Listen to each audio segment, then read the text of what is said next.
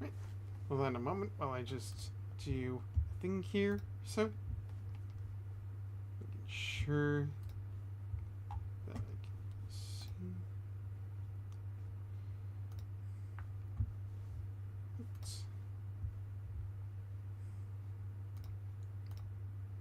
Right. Boop-a-doo, minute-a-doo.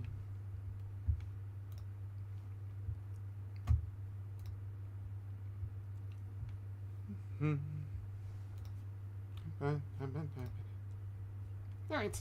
Hello, this is Try Oasis. I'm your host. And these two, as always, are my two co-hosts, Kirby and Snorlax. Say hello, Kirby and Snorlax. Hi-yo!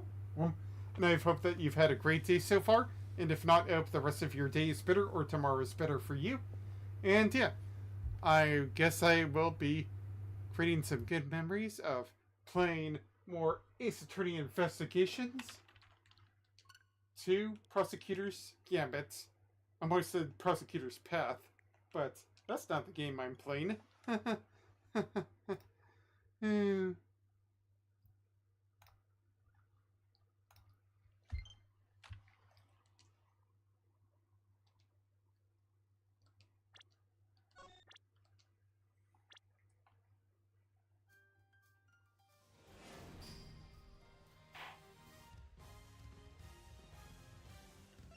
Okay, continuing on.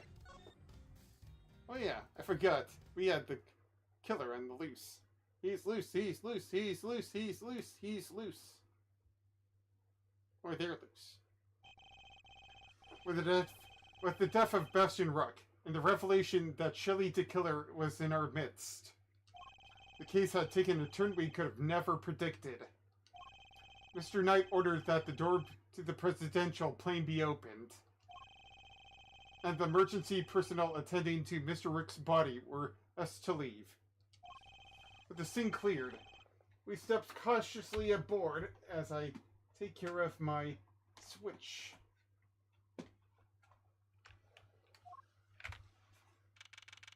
Oh dang, he's shot.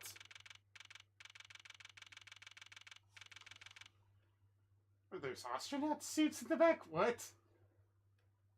What's going on over there on the right? March 25th, 4:15 p.m. Seeing FOB presidential plane. Presidential plane. No president in sight. Now where could he be? Who knows? Ah, so he's hiding behind the bulkhead door over there, is he? As courageous in the faces of danger as ever. Ha! Sorry to disappoint, but did you seriously expect him to be standing here waiting to meet his assassin? As we have already established, my interest lies only in the successful conclusion of this investigation. Now, Mr. Edgeworth, if you would be so kind as to examine the body. Alright. The only option right now is to play along. The rest is up to you, Detective Gumshoe. So the attempted assassination of the president has become the murder of a bodyguard. You look like you could use a little help there, Mr. Edgeworth. Not that I need it, but yes. That's what I thought. Then there's nothing else for it. Okay, Faraday, Great Thief Extraordinaire, we'll just have to take it from here. Oh, really? You must mean you're going to solve the case for me? Nope. Well, at least she's blunt. I thought not. but I will provide vital assistance. Now let's get to scoring this crime scene from top to bottom. It will take Detective Gumshoe a while to assemble our backup, so I'll need to draw this part of the investigation out for as long as possible. Essential plane.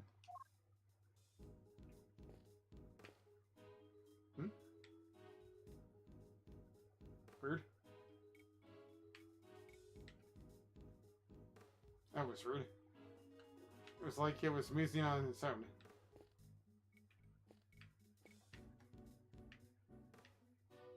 What am I doing?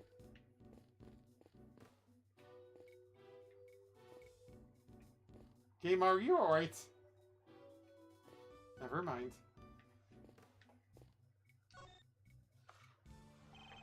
I must scour the scene and inspect anything that catches my attention. It's a bulletproof attaché case. Bodyguards use them to shield their clients from gunfire. There was some kind of case. There were some in case photograph too. Looks like Rook and Knight each had one. Oh hey, that's the photo I snatched. You can hardly steal a photo at a public event, Kay. But I'm snatching up a moment in time with every picture I take, you know. That's actually a good point. I think snatch is your new favorite word? Maybe.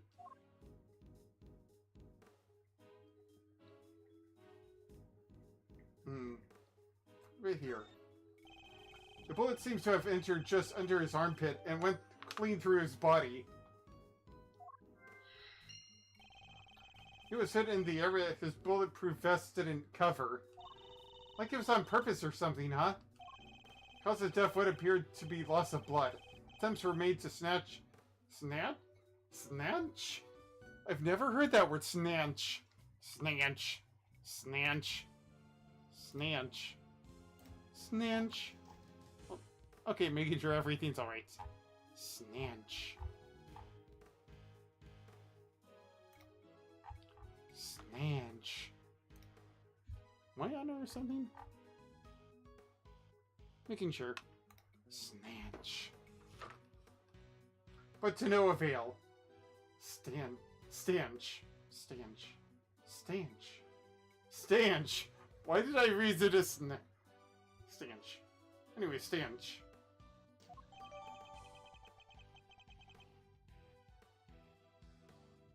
Torso. Medics must have been brought in to try and save him.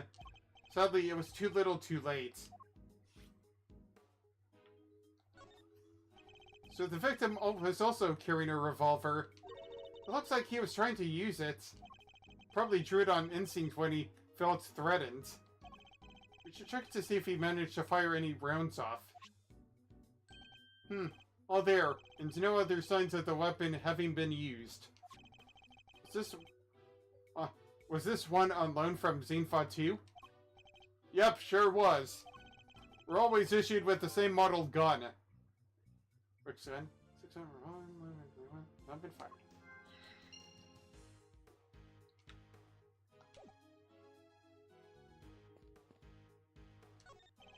Two gas masks, in case of a poison gas attack, I suppose.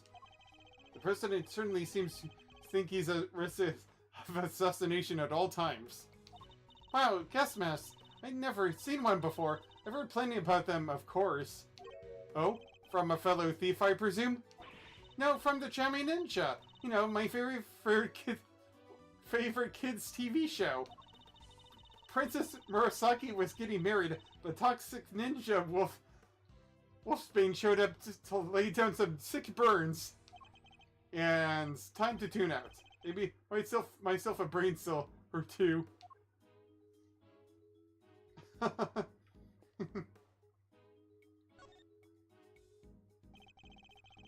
Must scour the scene and inspect anything that catches my attention.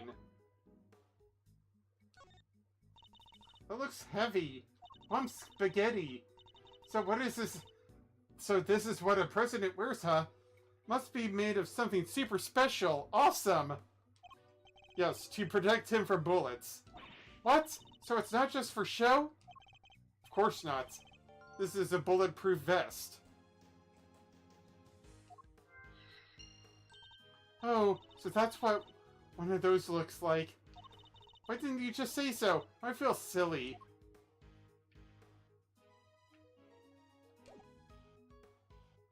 Anything else around here? Oh, okay. Documents of some kind. We could always steal a glance. Another security plan. Oh yeah, like the one from the trash can. Precisely. Wait, something feels off.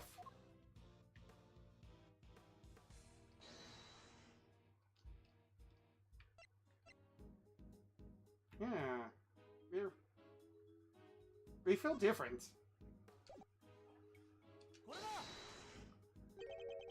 The two plans are different. Was the security detail reorganized at some point?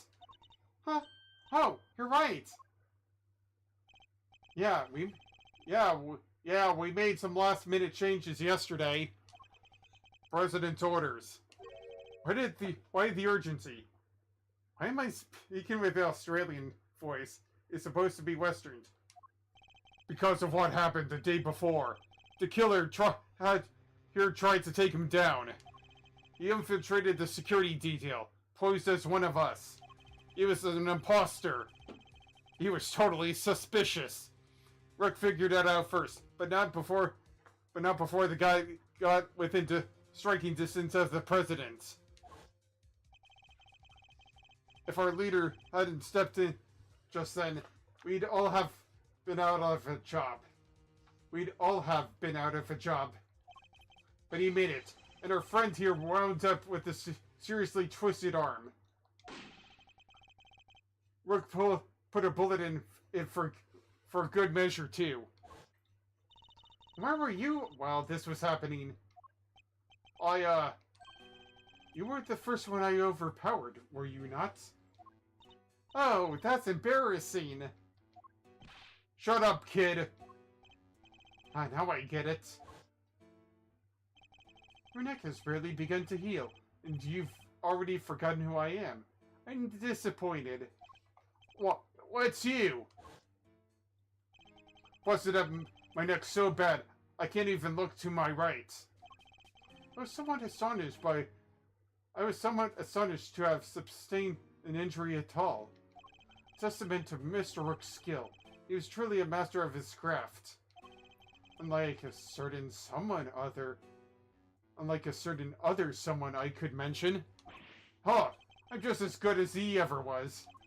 You were a Ponto's queen, my young friend. What the heck do you know?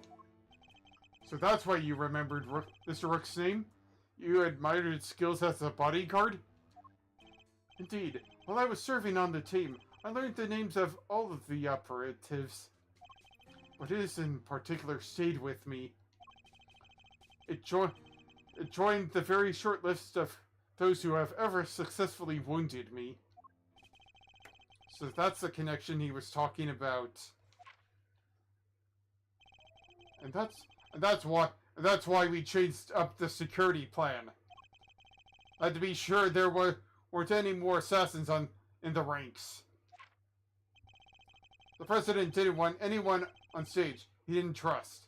And he only trusts two people. Me and Rook. And Rook and I.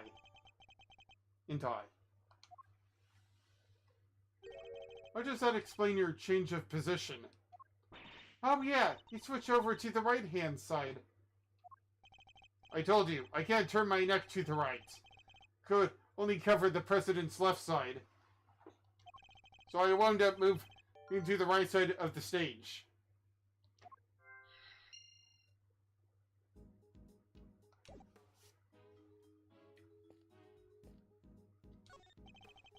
It's a bank of monitors displaying camera feeds from in and around the plane. Let's scour the scene of...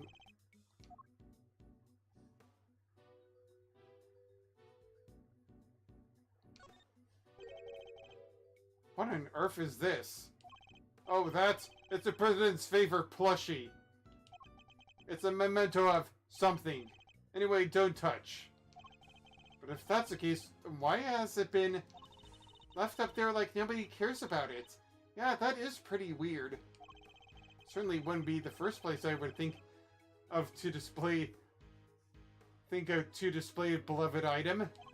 Wait, are those shards of glass underneath it? Thought something seemed strange about this cubbyhole, but now I'm sure of it. There was almost certainly another monitor here.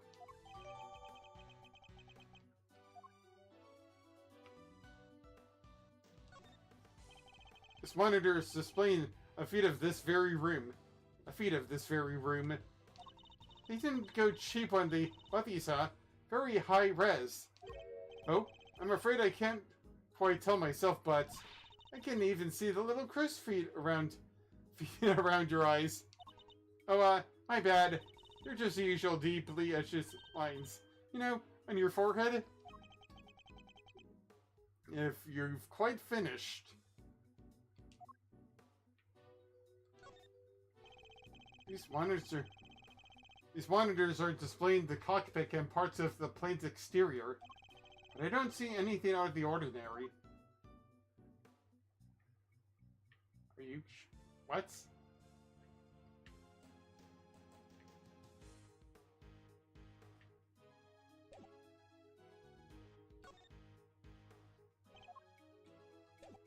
What was that?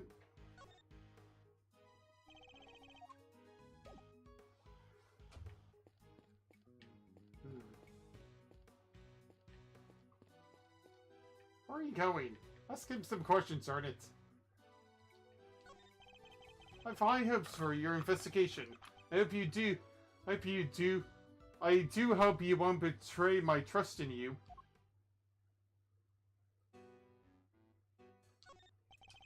Things are progressing well, I hope. There's no need to worry. Things are progressing just fine. Remember, I absolutely despise betrayals of all kinds. Yes, I know. Indeed you do. So please, do take care not to double-cross me, accidentally or otherwise. I really have no choice but to do as he says for now. Can't believe I let an assassin onto the president's plane. You know very well it was for the good of the investigation, Mr. Knight. Don't give me that. I know what you really want. You do indeed, because you heard me say it already. I wish to know the truth behind Mr. Rook's death. But you did also say you were asked to assassinate the president by a certain someone? You seem to have forgotten that there are more pressing matters at hand. Ark! I don't often carry out unpaid work, but it's not entirely unheard of. Ark, fine, I'll get back to the investigation. Good. I'm expecting great things from you, Mr. Edgeworth.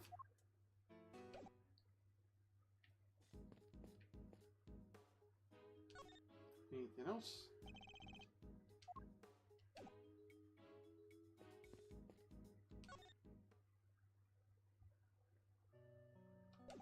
Let's leave her alone. The president is on the other side of this door. What a door it is! I bet I could get the better of it, though. Get the better of it? Doors aren't there to be beaten. But look how heavy it is! Look at that lock! It's just sitting there begging me to try it. Calm down, Kay, and think. Why might this door be locked? For me to open it, of course. Precisely. For you to open it, of course. Wait, what is the right answer anyway?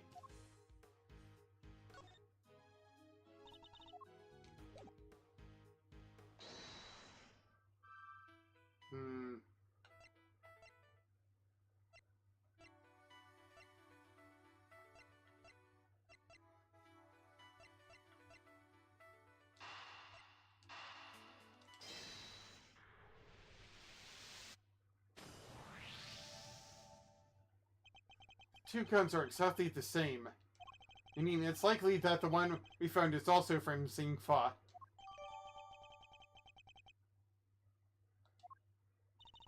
The bodyguards all got their guns from the Xingfa authorities, right? Yes. Are they like super rare or anything? Like, are they like medium rare? No, I don't believe so. This model isn't exactly easy to come by in this country, but it's certainly not impossible either. Boo! And here I thought they might be valuable treasures. Yes, it is something of a shame. Wow, I just mentioned treasures and you actually responded for once. Only mean to point out that if the guns were rarer, it would be much easier to trace them. Which would have made them treasures of the evidence variety, I suppose. See, everything's a treasure hunt, one way or another, including this investigation. You could say that. Alright then, the treasure hunting time. On with the investigation. She certainly seems to be a lot more enthusiastic all of a sudden.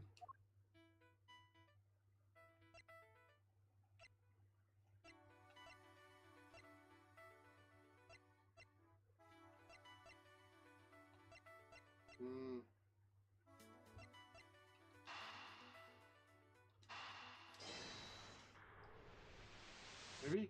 I don't know.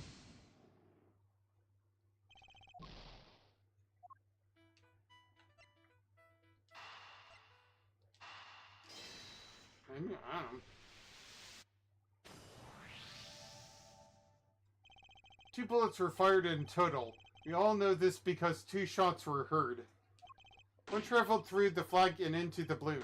The other took Mr. Rook's life. But there's a bullet in the president's vest too, right? How is that possible? Oh, indeed. The numbers don't add up. However, there is one possible explanation. There is? After passing through his body, the bullet that took Mr. Rook's life then found itself lodged in the vest. In other words, 2 of our bullets were in fact 1. No way! He's right.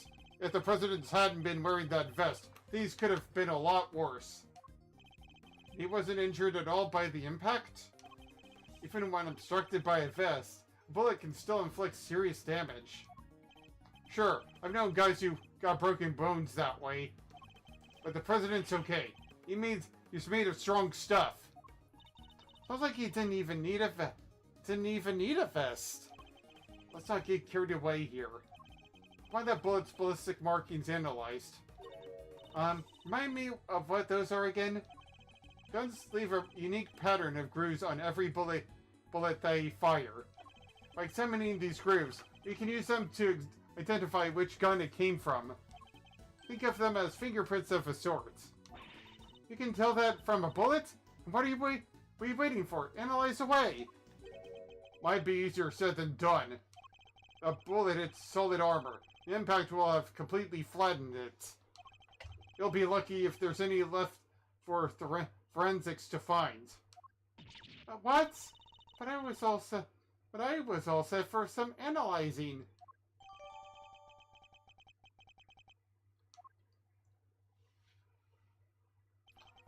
That's quite enough investigating for now. What is taking so long, Detective Gumshoe? Well, Mr. Edgeworth, have you solved the case? No, not yet. Is that so? Then perhaps interviewing another key witness might help you to do so. Another witness? Who? You don't mean... The most important witness of all. The man on the other side of that door. Right outside that door. He'll testify. Do-do-do-do. Boo-doo. Boo-doo-doo-doo. Really intends to have me question the president? Now, if you would be so kind as to summon him, Mr. Edgeworth. Stop right there, the killer. You'd think you're nuts if I'd let him anywhere near you.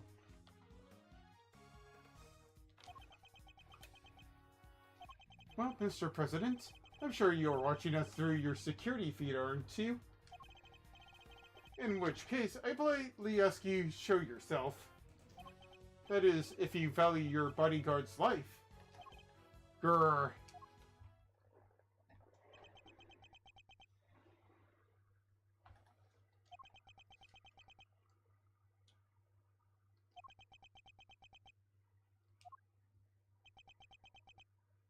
Well, then, if nothing else, we now know what kind of man you really are. Mr. President! Stop! You can't do this! Let's all just calm down, alright? Come on, Detective, where the places are you? Eek! Lights! What's happening? Listen well, Mr. Edgeworth. I would advise you to stay very still. It seems I will not be granted my audience with the President after all. Even with Mr. Knight's life as my bargaining chip. No, stop! Ugh! Eek! Okay, you won't be getting away with this, the killer. I have seen enough. Now I know the truth. Where are you? Where did you go? Where did you come from, Cotton Eye Joe? Arg! I leave the rest in your capable hands, Mr. Edgeworth.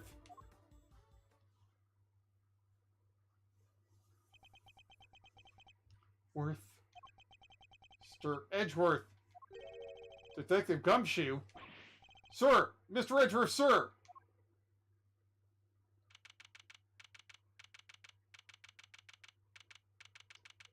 March 5th, 4:45 p.m. Seeing 5 presidential plane. Must have been knocked unconscious. Sir, you're okay! Are you alright, Mr. Edgeworth? That reminds me, he didn't hurt you, did he, Kay? Yeah, I'm fine. Only just woke up myself. My head will be sore for a while, but that's about it. So you can stop worrying. Detective, did you manage to stop the killer? Well, see, Miss Lloyd came running out of the plane and, she told us he flew in the coop. We were too late. I'm sorry, sir. Bodyguards over there told us something, too. Seems there's an inflatable boat missing by the window. The killer must have stolen it and rowed himself across the lake. Even with one arm clearly injured. What about the cordon around the park? I'd call everybody back in to stake out the plane. Including the guy stationed across the water. No! So he's completely slipped through our fingers? Not the best look for the department, but yeah. Hey, Mr. Edgeworth. Mr. Knight, you're alive. Yeah, no thanks to that murderer. Oh, that reminds me. Found this lying on the ground next to you, Mr. Edgeworth. Calling card? Marked with a seashell. Guess who you wanted to leave a message? The killer usually leaves these next to the bodies of his victims. But you're not dead, sir. But I could have been. Maybe that's the message.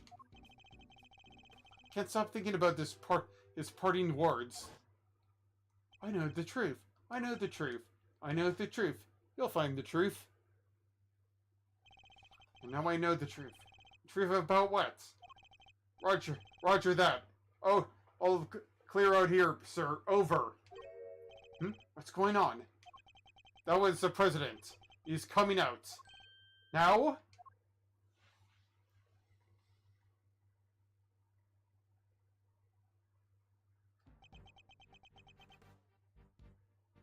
Man, he's intimidating. So he's the president of St. Fa, Mr. D. Junwan. And you are? It's an honor to meet you, Mr. President. My name is Miles Edgeworth. The honor is all mine, Mr. Edgeworth. I'm D. Junwan. Your efforts on behalf of St. Fa have not gotten unnoticed. You averted something of a crisis. Must be referring to the Yagarasu case. Thank you, sir, but all I did was solve a few local cases of murder. You are too humble. I've been observing your investigation. You are an impressive operator, Mr. Edgeworth, even if the killer did get away. That's very kind of you to say, so he was watching through his security feed. Sadly, I must inform you that this is as far as your investigation goes. What did you mean? I'm breathing. Hear me, foolish prosecutor, for I shall say this only once. I'm going to give the middle finger to you at all costs. Knight has apprised me of the state of affairs. And from this point forward, the case will be handled by Xingfa's police force, the finest in the world. Even if it's a killer out of the picture, they're still looking to get me thrown off the case. What do you think you're doing, pal? Nobody talks to Mr. Edgeworth like that. If it hadn't been for him, the killer would have... Detective! Forgive him, Mr. President, but I must confess to being somewhat confused. I fail to see how or why this case falls within Xingfa's jurisdiction. You fail to see? Enough, puny prosecutor. You seek explanations from the head of a state? I say no. 1,000 times no. I will not explain myself to you. Now hand over the evidence you have gathered, and remove yourselves from this plane. I do as he says if I were you, Mr. Edgeworth. Ugh. This can't really be the end of the line, can it?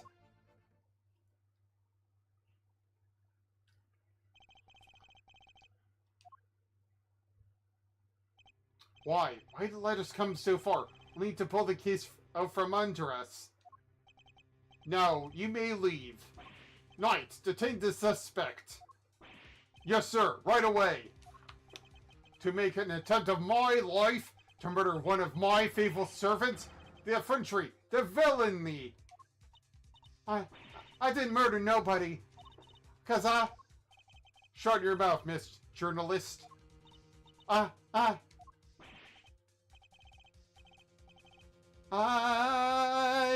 don't want to be with you anywhere. Answer me this. In a world already lousy with lies, with deception, with sin and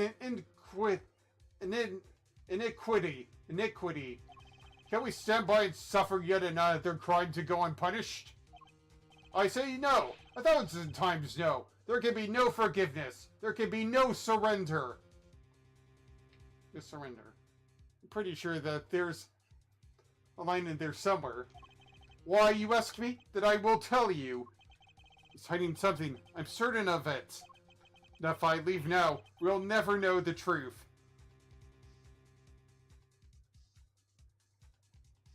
Blah, blah, blah, blah, blah. Blah, blah, blah, blah, blah. Blah, blah, blah, blah, blah. Blah, blah, blah, blah, blah. Mr. Edgeworth, sir! Mr. Edgeworth, there's gotta be something we can do.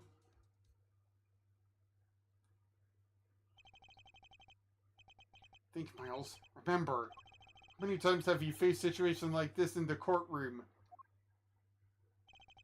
You've confronted the lies of witnesses. Hey, I'm not talking right now. What is this? You've confronted the lies of the witnesses and countered the arguments of other lawyers. Yes. Has the critical evidence always been laid at your feet? No. Wait, why isn't this, like, in blue font? What's going on here? And yet, you always got to the truth of this situation in your head. In the end. Mr. Edgeworth, are you okay? You're talking to yourself. Turn it. It's supposed to be an inner monologue. Why is this not blue? With your greatest weapon of all. Your words. These words will haunt you. As to say you. I hate you, I hate you, I hate you, I hate you.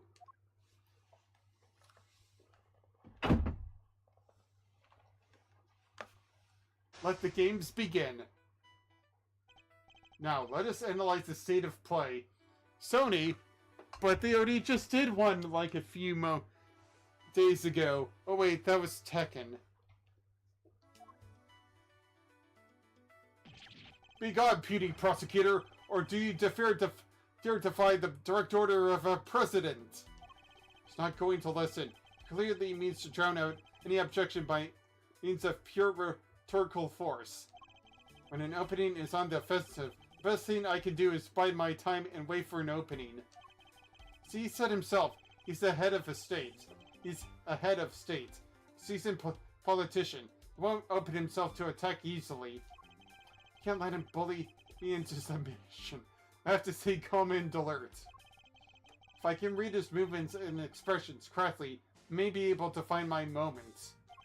The first aim should be to find out why he's insisting on St. Fa taking over the case.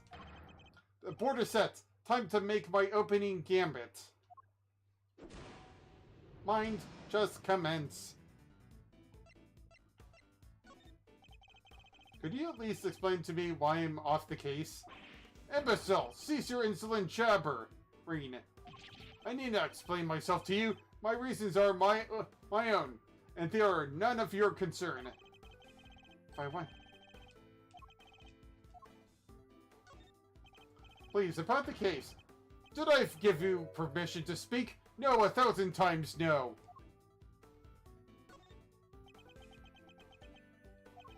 I'm the leader of St. Fa. I have no time for your insolent back chats. I'm simply hoping to confirm one basic fact. You see that the investigation will now be assigned to your National Police Force? I do. Now enough of your pointless questions.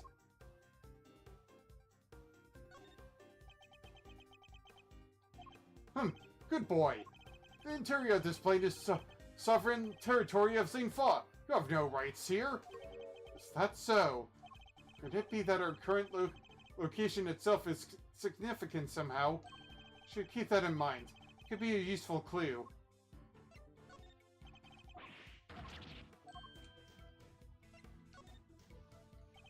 In the course of our conversation, I've deduced certain facts from your behavior, Mr. President. For example, you seem to be particularly aggressive when discussing our current location. You smarmy, smart aleck. Smarmy, smart aleck? What words? As you said yourself, the presidential plane is the sovereign territory of St. Fa. And from that, we can infer that you believe that rules of Oh gods, not this word again. Extraterritorial. Blah blah blah. Apply inside of here, is that correct? Enough! Cease your objectionable whining!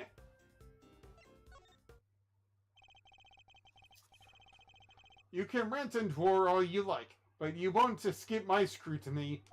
It was unmistakable. The moment I mentioned this word, you became visibly agitated.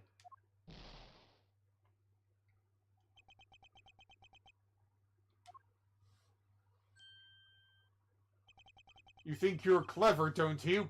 Let me answer your little question. It's true. It applies. Your laws mean nothing here. And why does that matter, you ask? I'm giving you the bird. And I don't care if Fox wants to censor that. It matters because it means you are powerless. You have neither influence nor authority here. Interesting. So that issue does have something to do with all of this.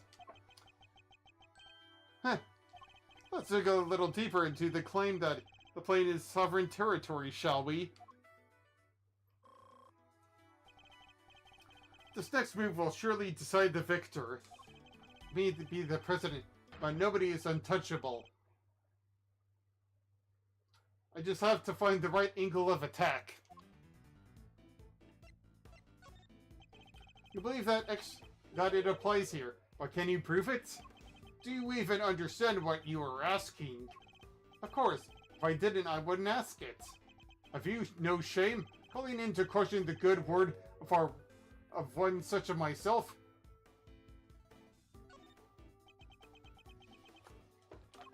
I have no more time for this. You clearly cannot be saved from your own foolishness. You needn't worry about me. I'm not the one you need saving. That would be Miss Lloyd, the woman who's been wrongfully accused of this crime. Your chivalry is admirable, but it changes nothing.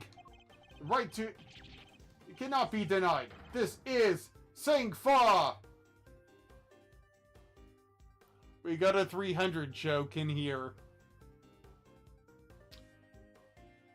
We got a 300 joke in the world of 2024 when this game was made. Alright then.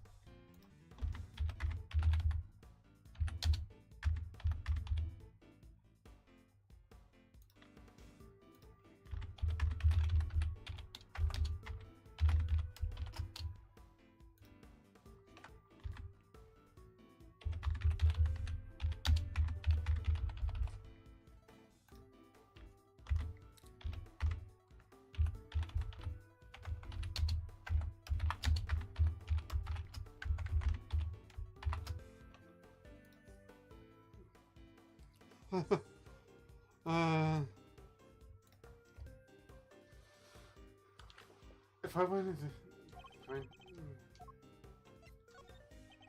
surely you see that you have overplayed your hand. Nobody asked for your opinion. You need only obey me, nothing else. You dare tell me how to govern, how to lead? You dare contradict me? On the matter of Miss Lloyd's guilt, yes I do. No, she's guilty. She's the culprit. There's nothing left to debate.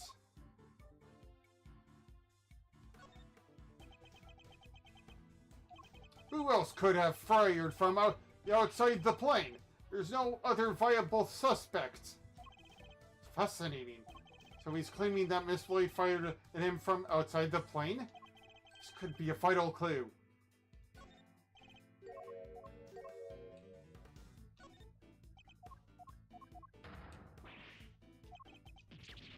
This is Ing Fa! Time to deploy my clue.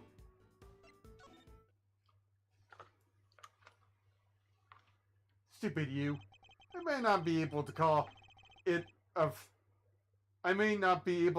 that of the presidential plane into doubt. However, according to you, she shot at you from outside the aircraft, correct? In which case, it could not possibly apply to this in this case. Your assertion is entirely without merit, and the detainment of Miss Lloyd cannot be justified. Narg! How could I have bested by mere prosecutor? But I am the president! The president! Checkmate.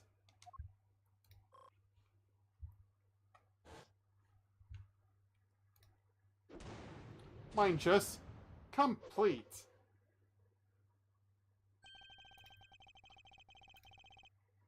I trust you won't mind if we continue our investigation now, Mr. President. Grr.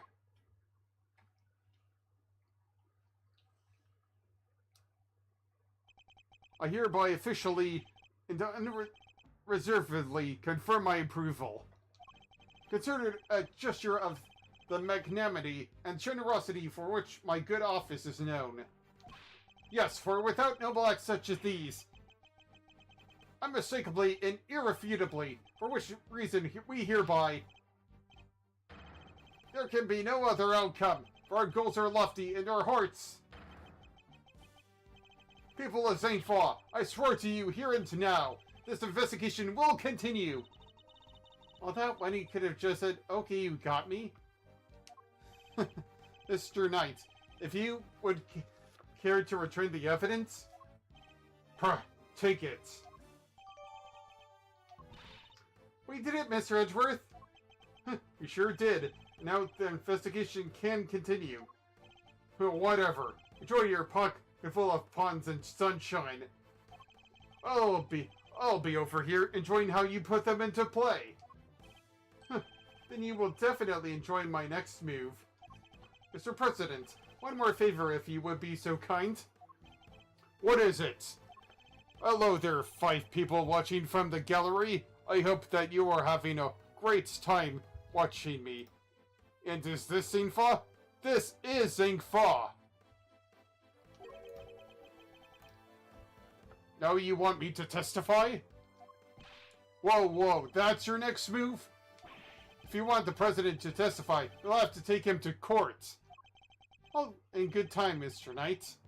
He will get his day in court soon enough. But if a person of interest refuses to cooperate at the investigative state of the process, they are obliged to provide detailed justification as to their reasons for doing so. What's the matter? Is there something you'd rather we didn't know? Stand down, Knight. I'll do as the prosecutoress. Thank you for your cooperation. I bow to you. Now listen, and to listen well. I will go forthwith and speak on my testimony. Where was I when the incident occurred? The stage, of course. Suddenly, Rook and Knight jumped in front of me. Then, bang! A shot rang out, and a plain, unblemished balloon of red exploded nearby.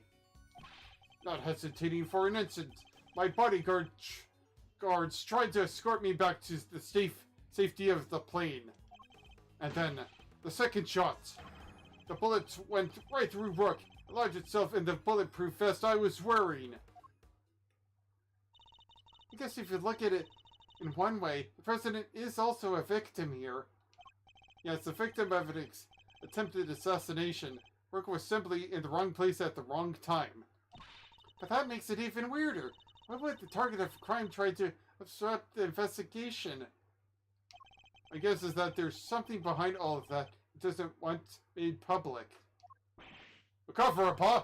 I knew there was more to this case than meets the eye. Like Transformers. I hate those guys so much. The president isn't the only one who knows the truth. Isn't that right, Mr. Knight? Time to get to the bottom of this once and for all.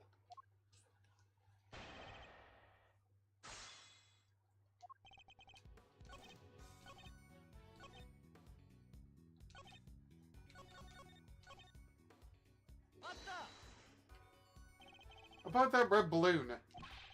Red balloon passing by. It almost hit me in the eye.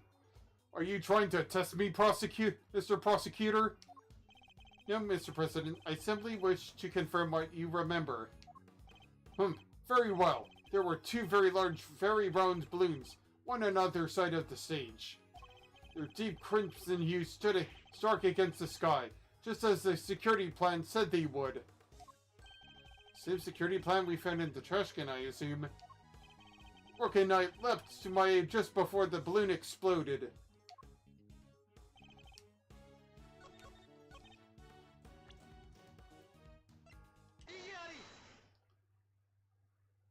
A red balloon? I think you mean a Steel Samurai balloon. You say it was a plain red balloon that burst. But I strongly beg to differ. What? Take a look at this. I think you'd agree that it's hardly plain, wouldn't you? No! What? Who is that? Mr. President, meet the Steel Samurai. I would have hoped you might recognize him. Especially if you were hoping to ingratiate yourself with the people of this country. I'm more of a plumed Punisher guy myself. Yeah, you need to watch the Jamming Ninja too. He is amazing. So you see, the balloon that was struck by the bullet was anything but plain. It was in fact of the Steel Samurai.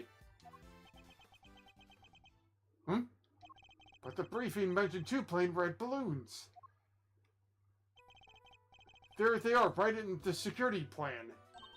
They do look pretty plain, don't they? Just simple round balloons. Knight, what is the meaning of this? Explain yourself. Yes, Mr. President. It seems the Steel Samurai balloon was borrowed at the last minute, sir. Borrowed? That's what we were told. Guess they only reported the incident to us bodyguards, though. Seems there was a little trouble here on site last night. One of the original balloons burst somehow. So they swapped it as an emergency replacement? Yeah, one of the stallholders happened to have it. From what I hear, he was more than willing to lend it out. A very happy-go-lucky kind of guy, they said. Happy-go-lucky still holder with the Steel Samurai balloon to spare. Huh. Feels like I know the guy somehow. We filled just the bottom part with air just to make it look like the other ornamental balloon. So, while it was a Steel Samurai balloon, it was made to look like a plain red one from above water. Looks like the balloon, Steel Samurai balloon, was basically like, what is this? It's from the butt, isn't it? I said what? What? From the butt. I said what? What? From the butt.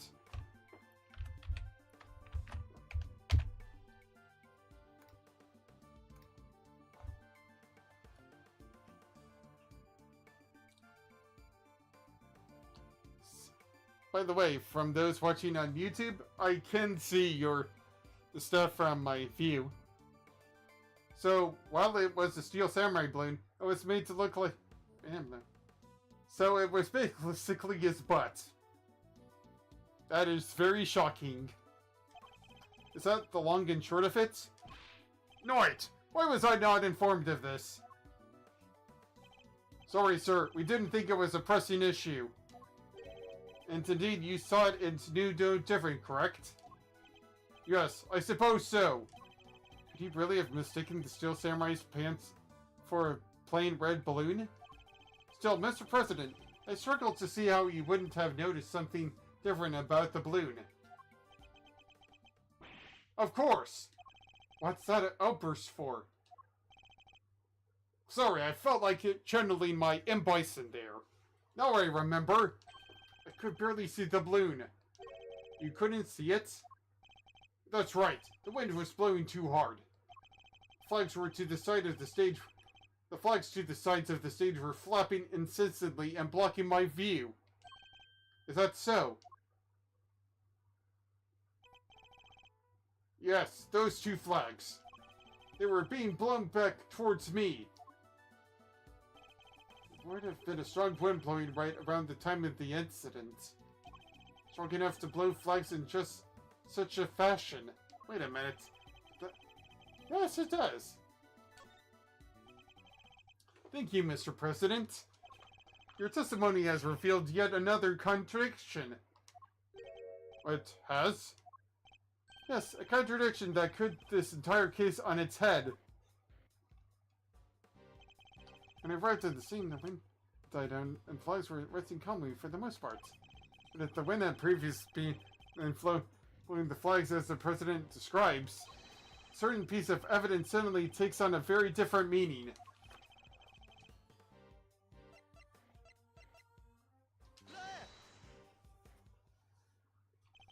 I earlier reduced the bullet that struck the Steel Samurai balloon.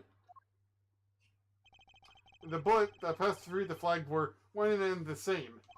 From these two things, we further deduced the trajectory that the bullet must have taken.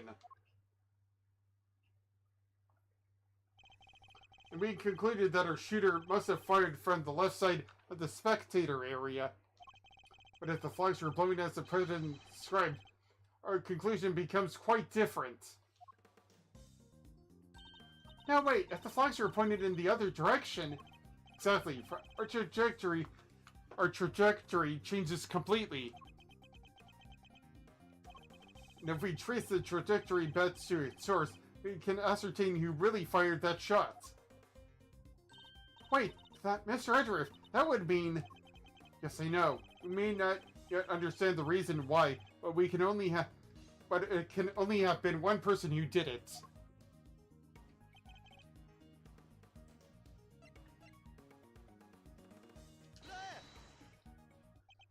The person who fired that shot was none other than you, Mr. Knight. What? The path from the balloon back through the flag leads directly to the spot where you were standing.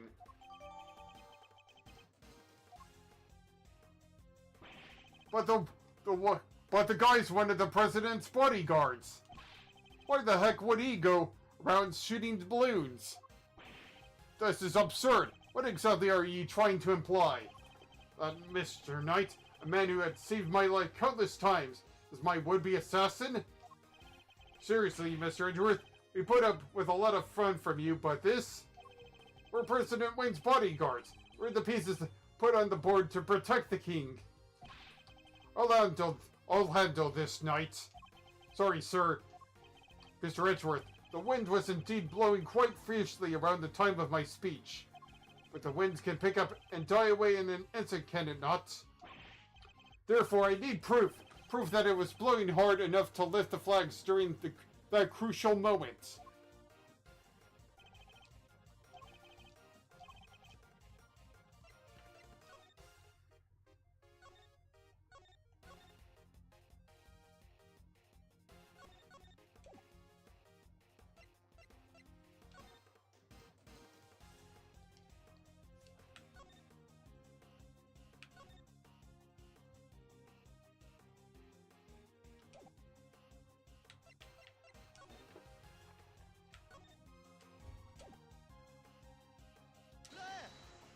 Look at these photos.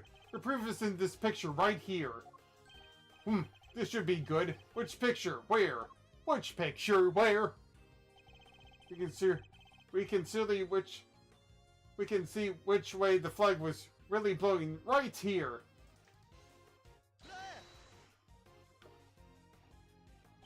Well, do you deny that it clearly shows the flag? Ugh. There we have it. Proof that it was blowing towards you at the moment of the shooting. So that means our pal over there did shoot the balloon, making him the assassin? Mr. Knight. Mr. Knight is not the assassin. He may have shot the balloon, but the president was on the other side of him entirely. Therefore, he can't have been aiming at his boss. Yeah, besides, why would I even shoot the balloon? What would be the point? Watch how you answer, or I might aim for something else next. There was a point. I'm sure of it. If I can figure out what it was, perhaps I can finally put this whole conundrum to rest. I definitely shot the balloon. This fact alone changes everything about the case.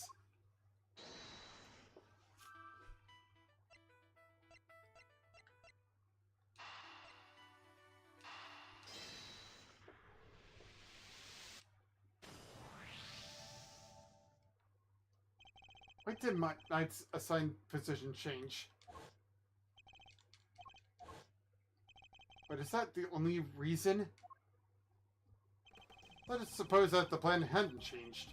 That knight had remained posted on the left. Given that he was unable to turn his head to the right, would he have even been able to shoot the balloon closest to him? Could it be that the security plan was changed for the express purpose of popping one of the balloons? And if we suppose that to be the case, two plans are different. It's a security detail.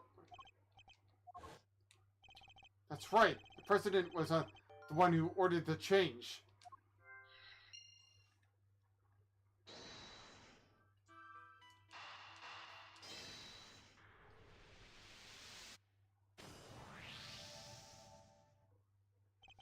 If I'm reading things right, the president knew in advance about the balloon shooting, which means he must have had foreknowledge he would be in someone's crosshairs today as well. And if that's true, then everything else that's been bothering me falls into place. How did the shooter get a gun past such heavy security? And why would they carry out the shooting wearing such a conspicuous item of clothing? Why use a laser sight that would give away their location in an instant? And how did the president suffer no injuries at all, despite a direct hit to his vest? These are the questions that Knight and the president don't want us to consider. There's only one possible reason for Knight to have fired his gun. To create the illusion of an assassination attempt. What? Huh? Idiot. You do understand what you're saying. Oh, I understand all too well. I understand everything now. Most of all, I understand why you were so keen to take this investigation off my hands, Mr. President. You wanted your real plans to remain hidden. How dare you speak to me that way? Is this some sort of sick joke? Oh, it's no joke, I assure you. Oh, it's quite base, I assure you. It is simply the truth, as revealed by the careful application of logic and reasoning. Nothing more. The first shot was fired by Mr. Knight with the specific intention of hitting that balloon. The sound of gunfire and the bursting of the balloon were guaranteed to cause the panic. And then he fired again. He did? Yes, he fired 2 bullets, both of which were aimed at the balloon. As for why he did so, it's because the second shot was designed to create the impression that the president had been hit. So then, what's the deal with the one in the vest? I'm willing to bet that bullet was planted there long before the shooting ever occurred. Mom! So Mr. Heroic President didn't take a bullet after all. Hold it. That's not true! I was shot, I tell you!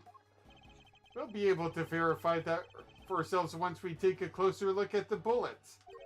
At the very least, we can expect to find traces of Mr. Rourke's blood on it, correct?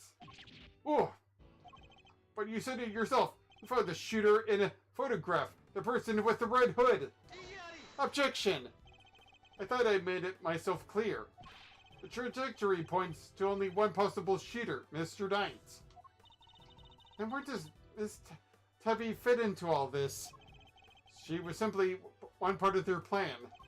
In order to place this suspicion elsewhere, they set about creating a fake assassin. The highly suspicious person with red hood! Red hood! I've yet to ascertain exactly how complicit Miss Lloyd was in the whole scheme. But I can say with confidence that none of the shots were fired by her. I suspect her only job was to point a laser sight at the president. That's right! Then I was... That's with turning your jacket inside out the moment the crowd flew into a panic, yes. Thus making the mysterious red-hooded shooter disappear in the blink of an eye. Then when the gun and the security plan were later found in the trash can, would have all appeared to have made the work of an assassin so skilled they could vanish into thin air. But then the case would have gone cold! Something what her friends were hoping for. Makes sense how now wanted you off the case. Indeed, because the entire affair was a cheap ruse perpetrated by the president himself. Nog.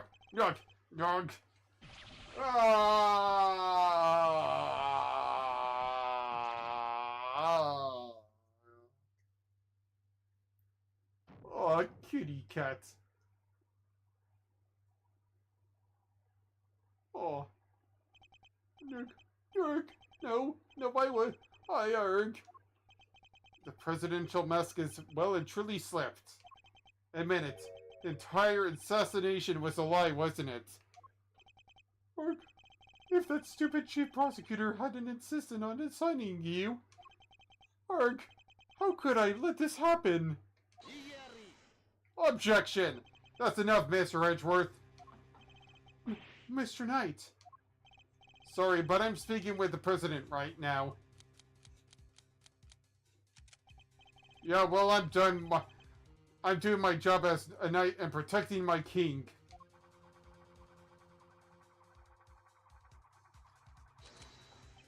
So go ahead, keep running your mouth. Perhaps it would be better if we stuck to threatening each other with words? Hey, he wouldn't, would he? Huh, no, I don't need this thing to shut you up. Alright, my move. Question. You claim I fired my gun from on stage.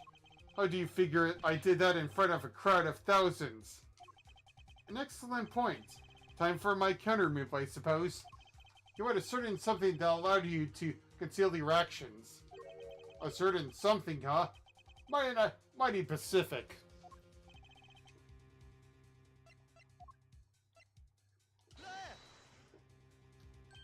My attaché case?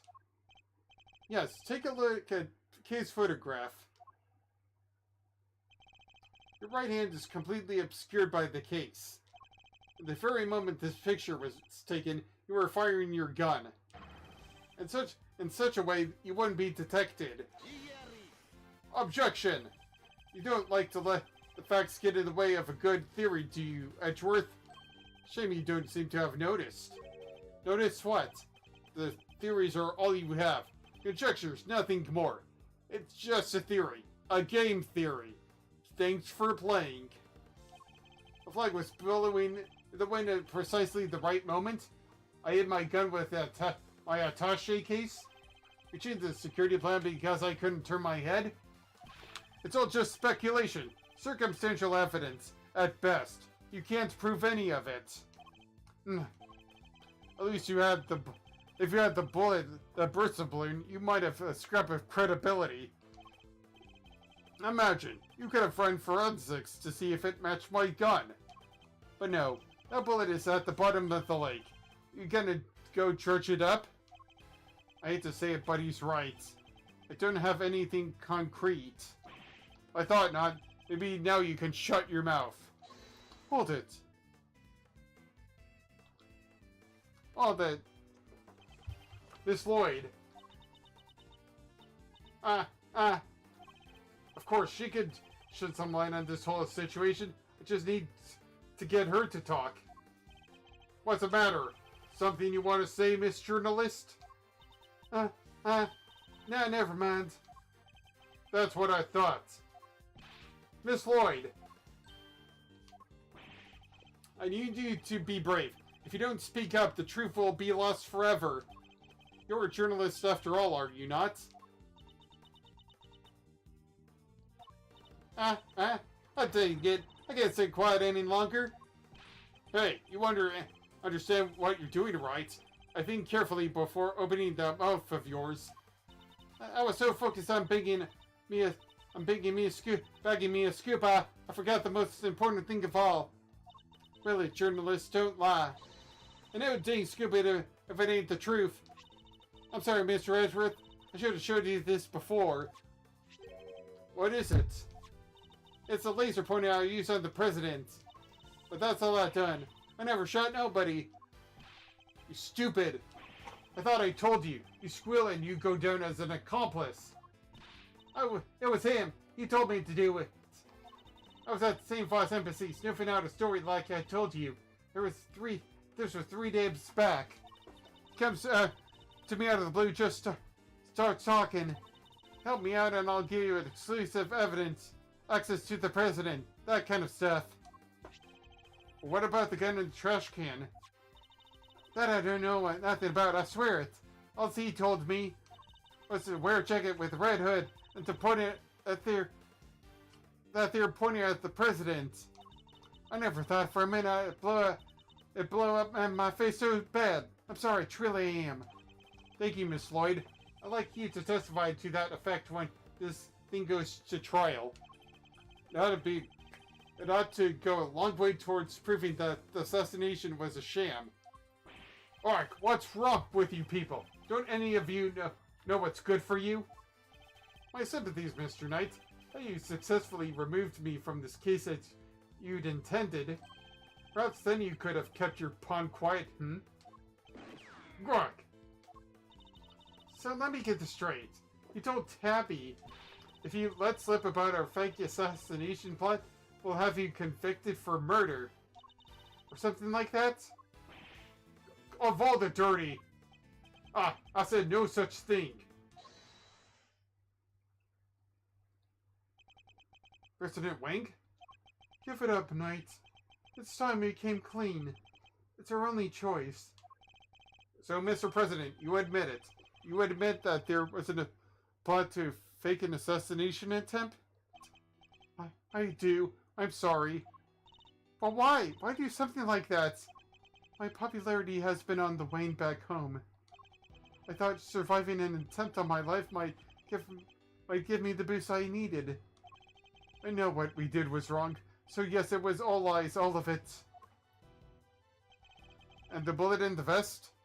It was planted ahead of time. I wasn't hit by anything today.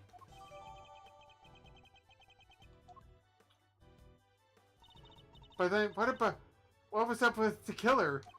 Our plan got out somehow. And then he just appeared, hell-bent on turning our facing fake investigation into a real one.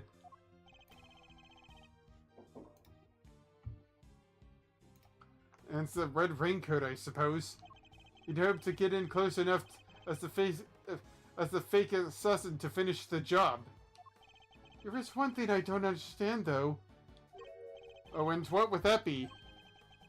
Why did Rook have to die? If the whole thing was fake, how did he wind up getting killed for real? That's true, and therein lies the real question. He was a fine bodyguard, the best in fact. He may not have been a native of Singfa, but was someone I could fully trust. Don't look at me there. Mr. Rook must have been really something to gain the trust of someone who to hide from his own shadow. Sounds like he was trustworthy as I am to you, sir. I believe that's for me to say, Detective, not to you. Mr. Rook must have known about the plan too then, correct? He wasn't aware of any specific details, so not really. I tried to involve him, but he refused. And you would have done well to listen to him. This is a tragedy. The life of a good man has been wasted. Huh. What was so great about him anyway? Huh? What's going into him? It was just another piece of the board. There to protect you, nothing more. Mr. Knight, how could you? Who was it actually went along with your plan, huh, Mr. President? Well, that pious coward backed down when you needed him to step up the most. I value your support too, of course, but... Look, I'm your chief bodyguard now. That's all that matters. Now that that spineless fool Rook is gone, things are gonna change around here. Thanks to me, genius strategist, grandmaster, rightful leader of this team. We are all well aware of your ambitions, Knight. But doesn't this seem a little imprudent to you? Why? My plan this time was perfect, as they always are, and they always will be. That's quite a statement, especially considering that your perfect plan was an abject failure. Ho ho ho! Yeah, no thanks to you, and that buffoon Rook. It turns out was it Mr. Rook's fault. If he hadn't died, the killer would have never come to after me, and I wouldn't have let you on this plane. Please, Mr. Knight, you mustn't talk like that. Fine. The guy died protecting you, Mr. President. I'm sure that's just what he was always wanted. But did he die protecting the president? Wait, I thought the whole assassination thing was a fake. Oh, come on. Do I have to say everything twice? We planned a fake assassination, but somebody else came along and tried to make it real. 2 shots were fired, remember? You said it, Mr. Edgeworth. One of them was the bullet I shot through that balloon. But the second, that wasn't me. It was Shuggy all along. Oh really? Then who did fire it? The real assassin, but not the killer.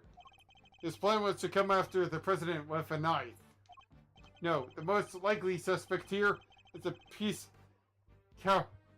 cowering quietly in the corner. Or lily white queen over there. What? Miss Lloyd? Again with this? I'm not your dinged assassin. But is that really true? I for one don't believe it. The gun in the trash can. It can only belong to you.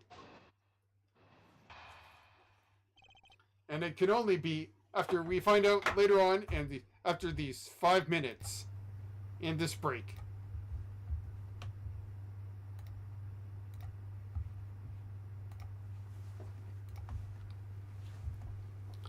Yeah. Time to give me a little drink of water.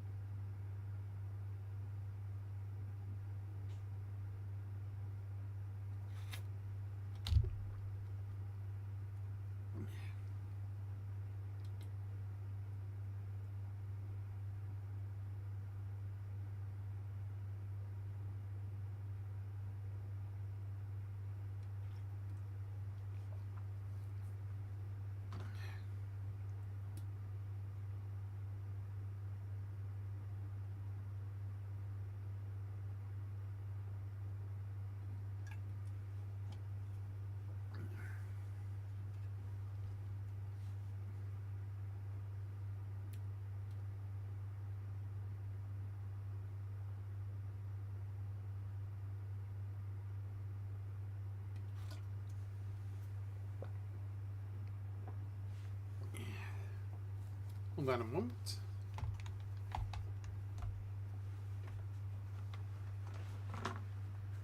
I need to go use the restroom for a little bit.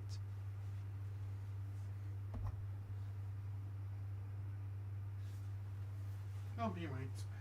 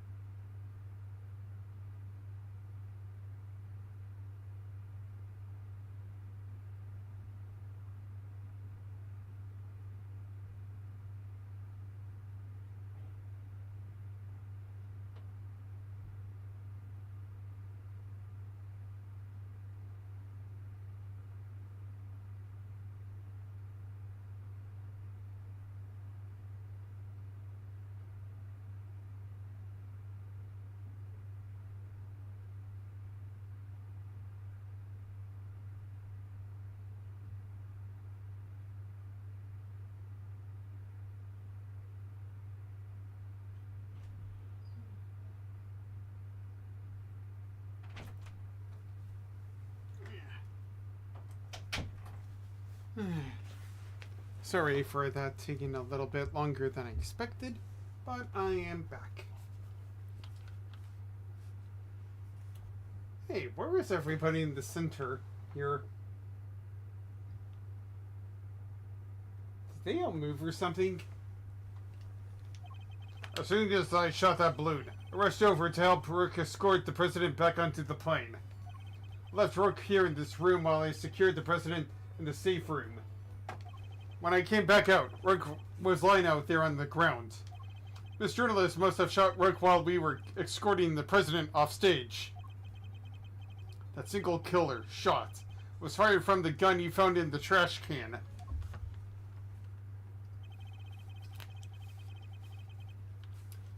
So you don't actually know when the victim was struck by the bullets, do you? That night, the knight doesn't protect the Rook, Edgeworth. He protects the king. You want to translate? It means that his own concern was protecting the president.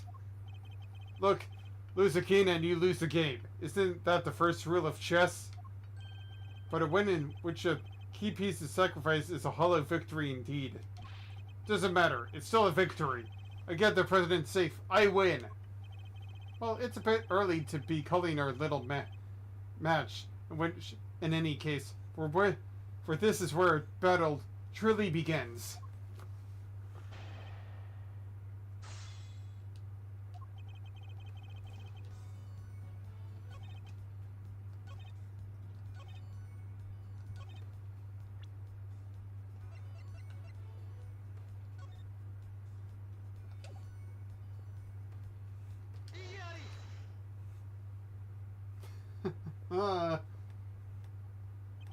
So you contend that it was you who shot the balloon and Miss Lloyd who shot Mr. Rook?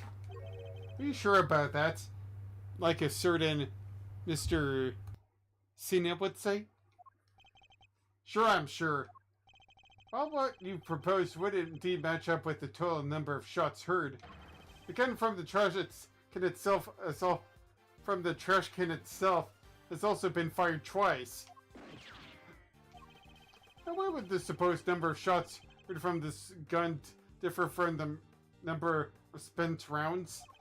It's simple, because it was planted by the real perpetrator of the crime. Somebody faked the evidence? Yes, and if you think about it, their reason for doing so is obvious. To ensure that whoever found the gun would conclude that the shooter had been in the spectator area. And in order to do that, they had to make it seem as if both shots had come from this one weapon.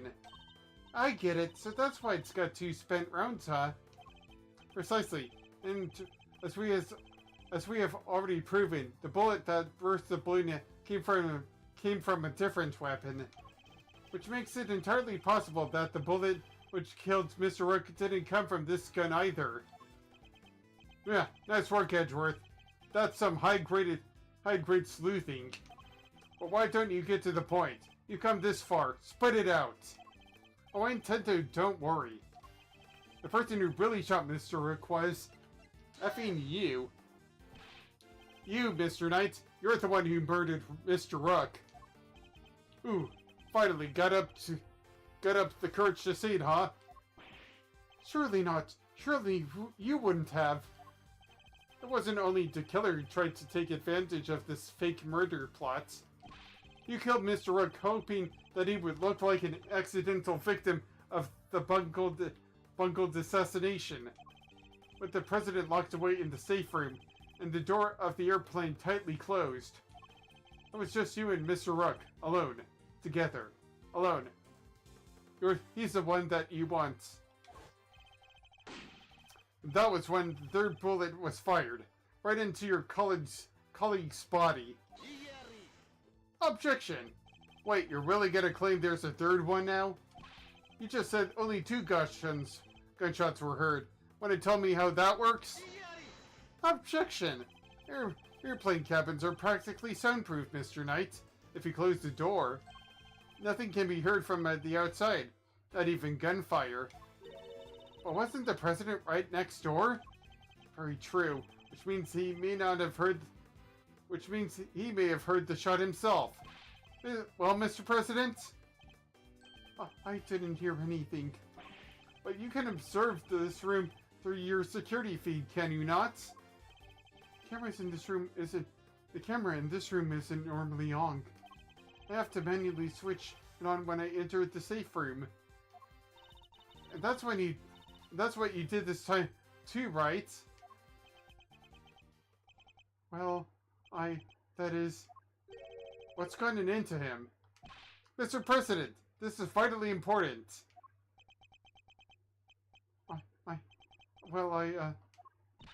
Please, President Wang. Fine, I was busy hiding under the bed, covering my ears. What? Even though you knew the whole thing wasn't real? Yes, because I hate the sound of guns. Just the slightest hint of that awful noise and which is too much. What a weenie, pal. Oof, that there's better than a pot of overcooked crawfish. Mr. Knight, you saw that President Wayne was covering beneath the bed. And what's more, you knew from the monitor back thing that the security camera for this room hadn't been switched on, which means you knew that the circumstances were perfect for you to fire the third bullet straight at Mr. Rook. Knight? How could you? Could you really have betrayed my trust so horribly? You think I killed the old halfwits? You don't trust me, huh? Me much, huh? So this is the thanks I get for putting my life on the line for you day after day? I want to believe you, but I don't get it. I just don't get it. What is there to doubt here? Wait, you don't believe the girl over there could have done it? No, because this gun isn't the murder weapon. You know this from the number of bullets fired. Yeah? Well, how do you know there wasn't a spent bullet from the start? What? Someone could have fired a bullet from that gun yesterday, or the day before. Or the day before, or the day before, or the day before. Then today, just another bullet. The bullet that hit Rook. That's sure pure speculation, pal, and you know it. Maybe, but can you prove that it's not true? Not with any certainty, no. You've got nothing. You're nothing without conclusive proof, so come on. Single piece of evidence straight through my heart. I dare you. Well, what are you waiting for? Ark. There must be something. Wasn't there, Mr. Edgeworth? If we can't prove it, Tabby's. Please, Ruffles. I messed up. I know I did. I should never have done what I did, not even for a scoop. But murder? No, that ain't me. Ain't a murderous bone in my body. Conclusive proof. I can only prove that Knight's gun is a murder weapon. Wait, perhaps I can.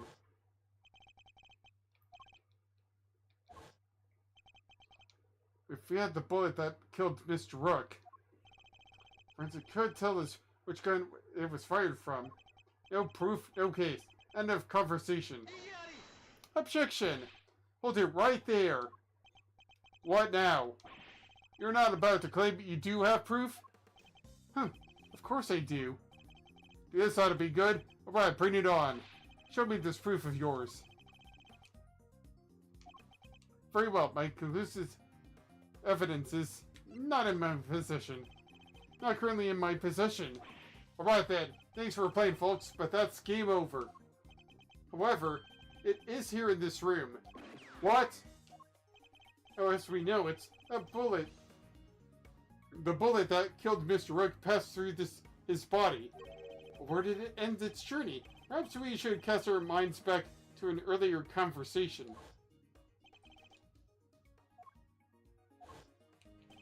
But now, of course, we know that the so-called assassination attempt was a complete fabrication. The vest was prepared in advance, made to look as if it had been hit by a bullet. Which begs the question, where's the real bullet? I like it. A twist. This is a good stuff, Mr. Edgeworth. Come on, then. Don't keep us in suspense.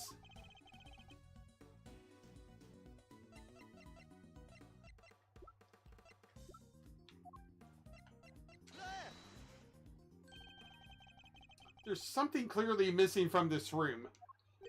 Yes, Prosecutor, with some common sense.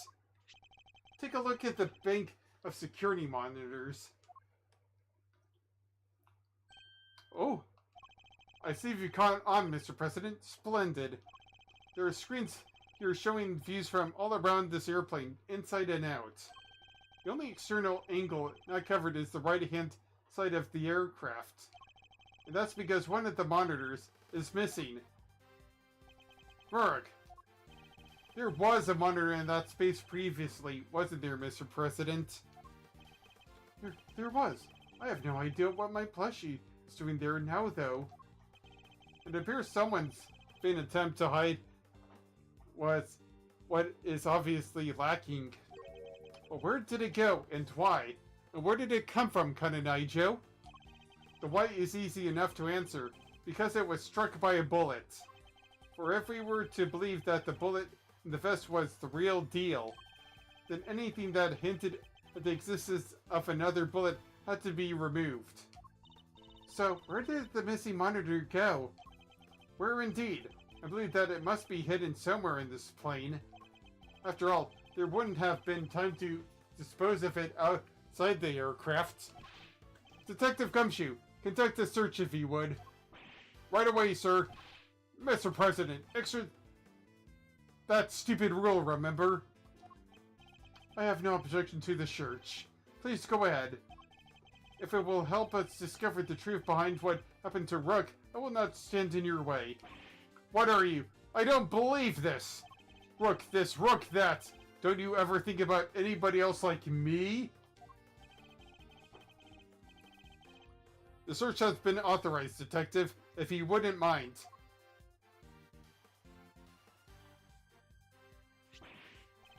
Sir, I found the monitor. Excellent work. Now go ahead and extract the bullets. Let's see. If I put my hand in here and just... Come on, come on, come on. Got it. Ow, my hand. With all that shard glass, that could have really hurt me. Well, what do you look at that? Blood. And a bullet. This is the bullet that killed Mr. Rook. There's no doubt about it.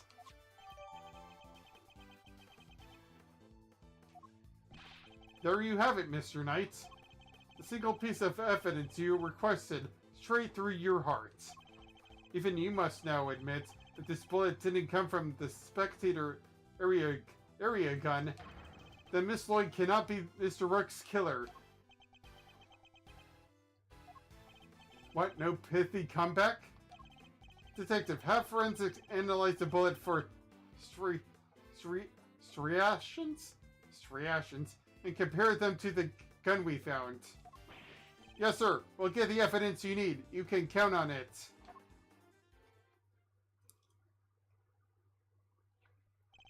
Alright, let's hear what forensics has to say.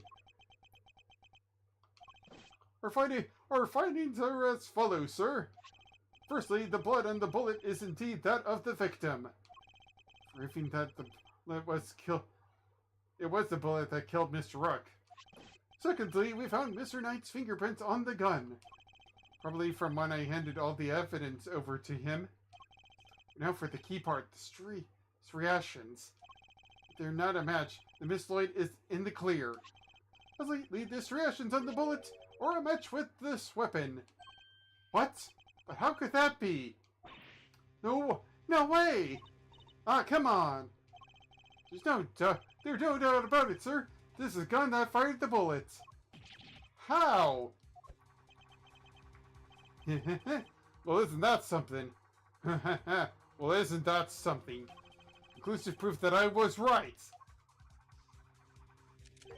What's the matter? You didn't think you had me backed into a corner, did you? Guess you misread the board. Because the only one backed in the corner here is you. Nice counter. Why isn't it the arranged version? But still.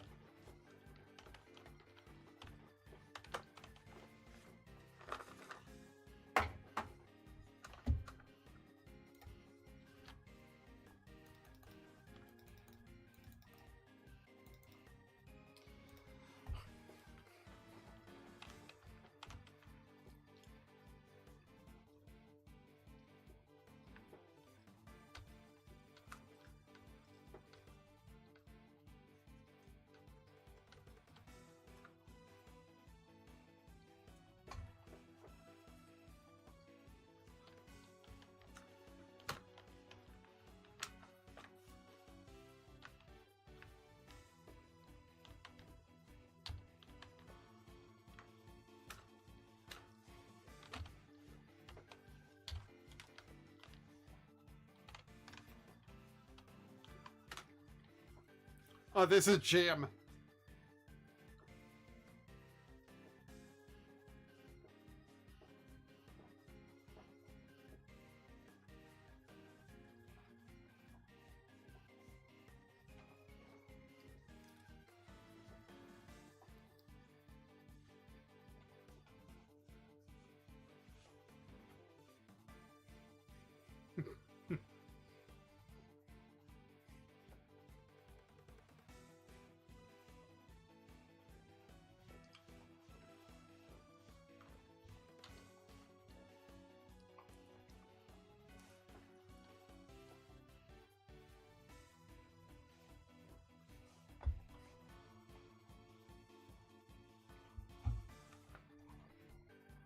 There's no denying it. Forensic prove that the gun and the bullet are a match.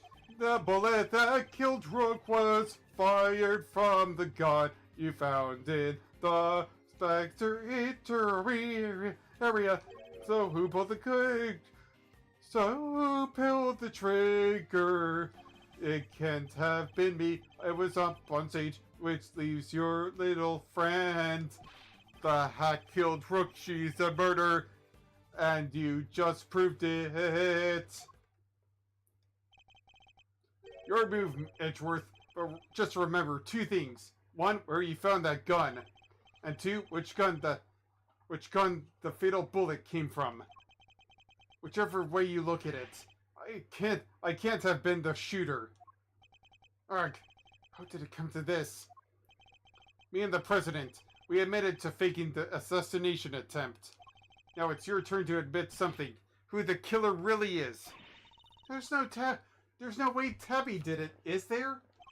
Don't let him get to you, Kay. We just need to go over his statements again. Must be something further we can deduce from them. Okay, let's do this, Mr. Edgeworth.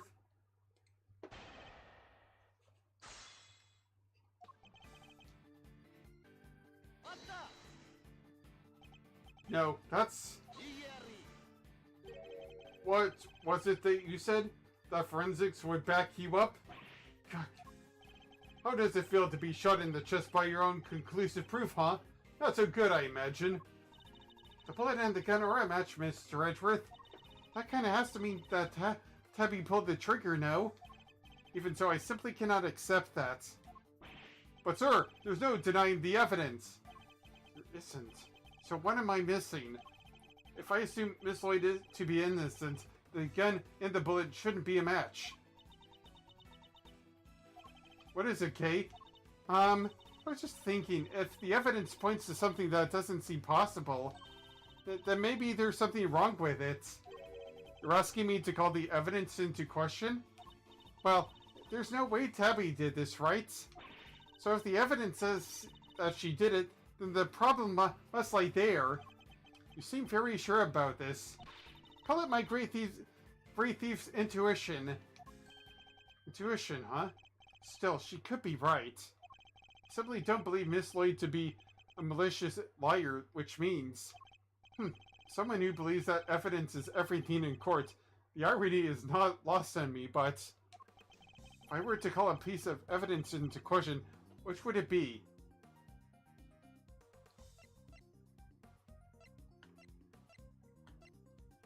Maybe neither of them.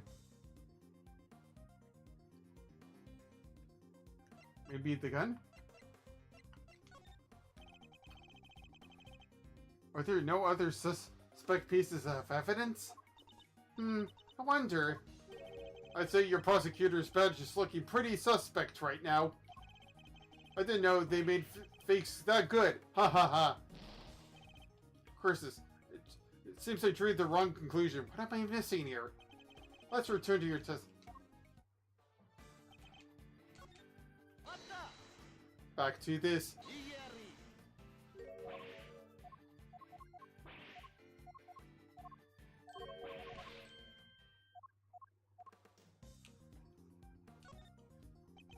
Something untoward is going on here. It would have to involve the weapon, not the bullet. After all, we only just recovered the bullet a little while ago. Furthermore, we know that Mr. Knight had an opportunity to handle the gun.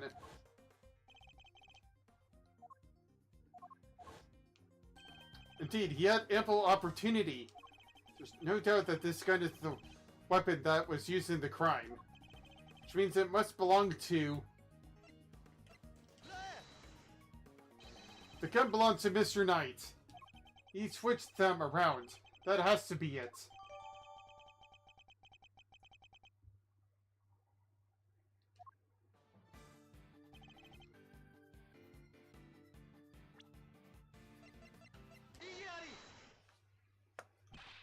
Admit it. You switched the guns, didn't you, Mr. Knight?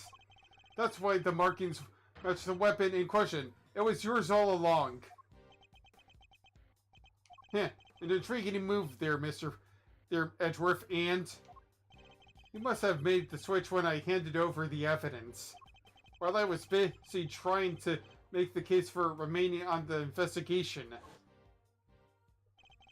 You took the laser sight from the gun we found in the trash can and put it on your own. Then, not long afterwards, you handed that gun back to me instead of the one we found. I did, huh?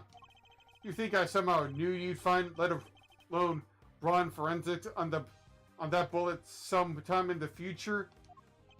Is that so strange? You're a chess player, after all. Men, well, used to thinking several moves ahead.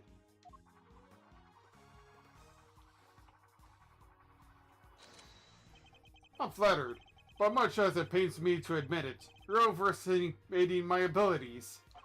Besides, do you even have any proof that I made the switch? I scanner part 2. The gun is the same model as mine. Weird, sure, but it's just a coincidence. And look, there's a laser sight attached. Also, take a look in the cylinder. 2 spent bullets, just like we expect them to see. So what proof do you have that I switched the original gun out for mine, huh? None. That's what. You say I'm overestimating your abilities? You surprised me. What can I say? I'm a modest guy. More modest than you, that's for sure. Everywhere except at the chessboard, that is. Well, I don't see a chessboard here, do you? Shame. Still, I guess that gives you a nice excuse. I didn't mess up. I just didn't have the right evidence. I don't think I'll be one making excuses. Rather, I didn't mess up. You just got lucky with the evidence. Will be your excuse, I'd imagine.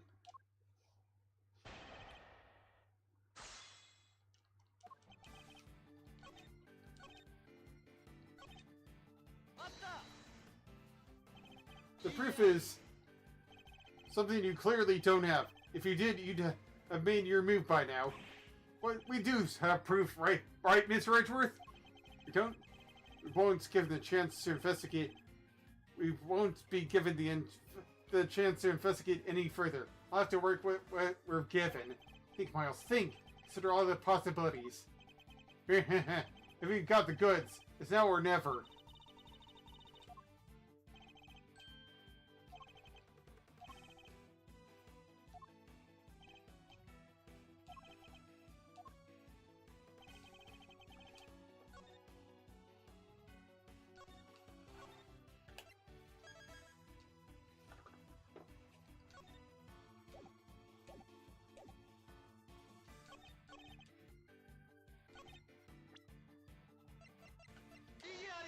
Objection!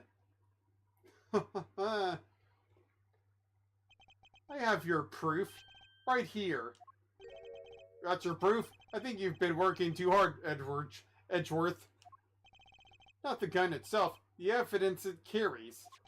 Evidence that will prove once and for all that it does in fact belong to you. I'm looking forward to this. Go ahead, make your move. What's about to come into play? The rook? The bishop? Not a pawn, surely. Evidence that gun will prove it takes the form of fingerprints. Namely, your fingerprints, Mr. Knight. Objection! My prints puff. Of course, my prints are on the gun. You handed it right to me when you gave up the evidence. How could they not be on there? Objection! What if I told you there were prints on a part of the gun you shouldn't have touched at any point? What? Where? You You can't prove that. Oh, but I can.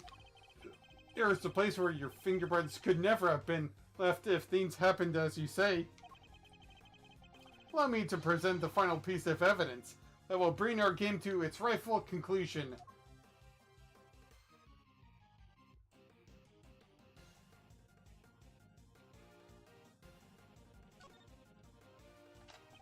Here, look closely at the cylinder, Detective. 2 bullets fired, but where are the prints we've been looking for, sir?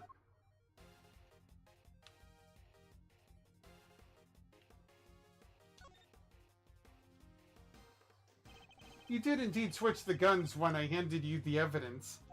But if that were all you'd done, your deception would have been easily detected. Because the number of bullets fired by each gun was different. There were 2 spent bullets in the gun we found. Yeah, but what about Mr. Knight's gun? We know he fired 2 bullets from the stage into the balloon. And he fired another bullet into Mr. Rook, ending his life. So 3 bullets in total, plus the few odd ones he let loose in Chuck during our little game. And after each shot, he reloaded his gun out of habit. Which is with his bare hands, of course. Nark! Officer, where exactly were Mr. Knight's fingerprints found? The ones you mentioned in your report. Sir, they were found on the exterior of the weapon, but also on the bullets themselves. I'm not sure they could have gotten there just from me handing you the evidence, Mr. Knight.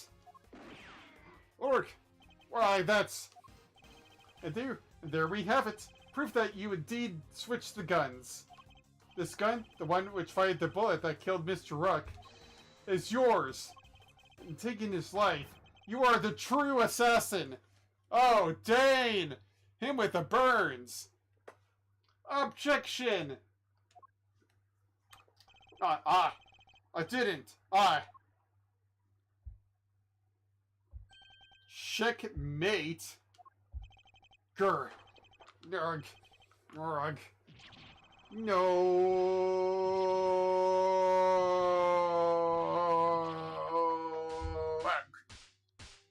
Ow, ow, ow. Ow. My head. In my neck brace. I was going to be the new chief of security. That blessed Rook. If it hadn't been for him, I would have been in charge by now. I would have been in control of the whole team. My plan was perfect. The fake assassination was supposed to be flawless. Absolutely flawless.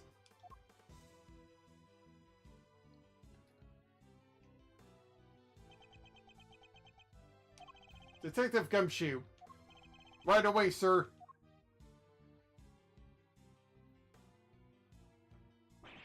Curse you, Edgeworth.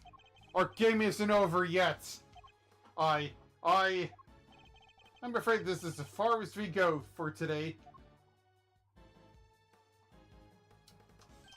The next moves we play will be in the courtroom. But it's not fair! It's not fair! Look at this toddler whining.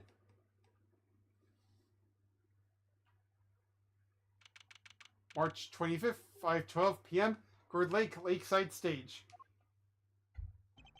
Mr. Edgeworth, I owe you a debt of gratitude.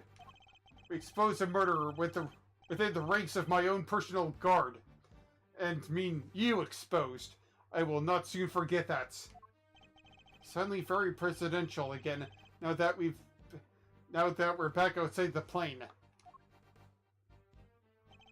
I saw it, you know, when I first proposed the fake assassination to him.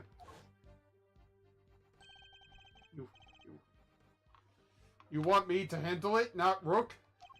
Rook refused, but I can rely on you, can't I? Of course, sir. Can count on me. Put together a plan that possibly can't fail. And he'll play his part like the pawn he is.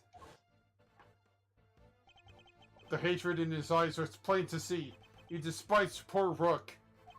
I was not entirely comfortable about moving forward with Knight in charge of our little deception. And looking back, I sense he sensed my discomfort. I think he did. I can't help thinking I played a part in his decision to end Rook's life. Mr. President, none of this would have happened if you hadn't plotted to fake an attempt on your own life.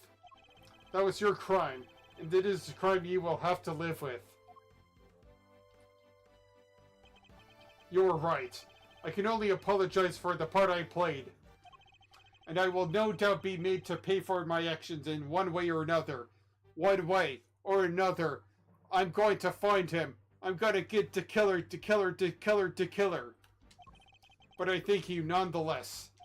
You solved the riddle of Rook's demise, and for that I shall be eternally grateful. I will be here in your country for a little while longer yet. But when I have returned home, perhaps you will visit us in Xingfa. You will always be welcome.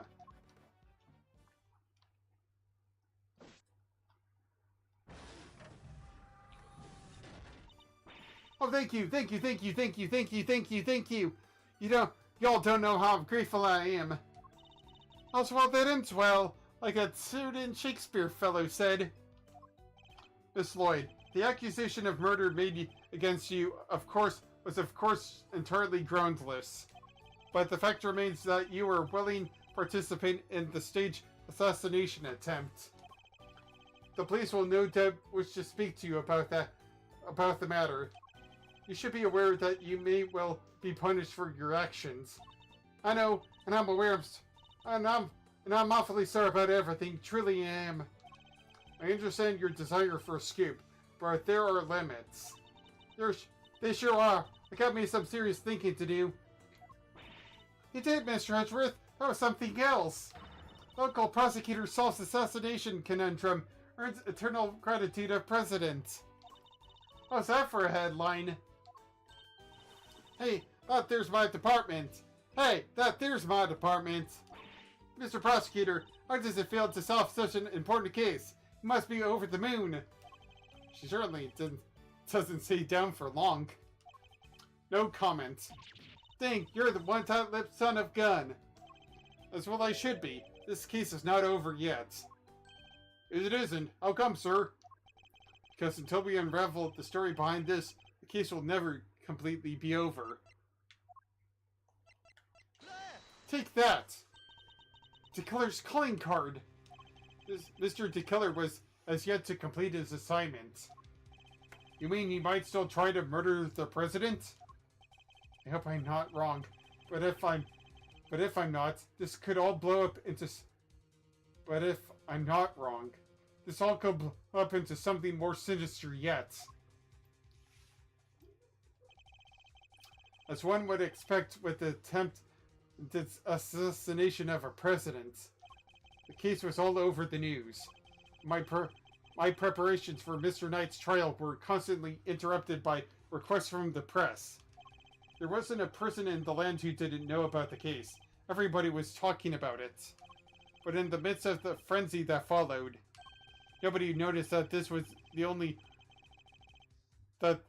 only the first move in a game far bigger than any of us could have imagined. Even me.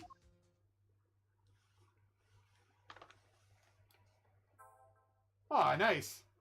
That's one case to be ended. Well, I hope this case doesn't trigger anybody.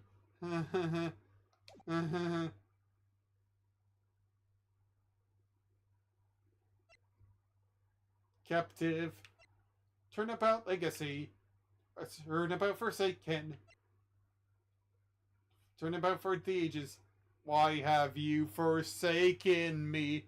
Live my eyes forsaken me. Yeah, my eyes forsaken me. Something forsaken. Forsaken. Well, I think this is all I'm going to do for today. So, yeah.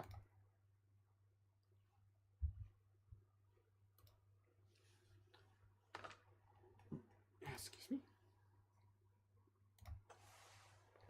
Yeah. This has been Dry Oasis. I've been your host. And these two lovable goofballs are my fellows Kirby and Snorlax. Say goodbye, Kirby and Snorlax. Hi. And you can follow me on Twitch, Patreon, YouTube, Discord, or Blue Sky, all under Dry Oasis. I've been your host. And let's see here. Who can I give a shout out to today? Wait, what? I'm pretty sure my thing was on his Ace Attorney Investigations 2. That's weird. Oh, it's following.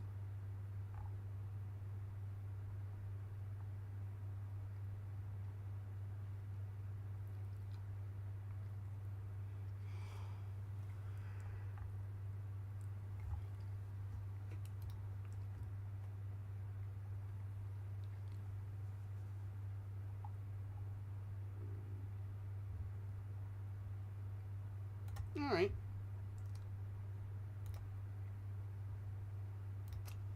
Alright.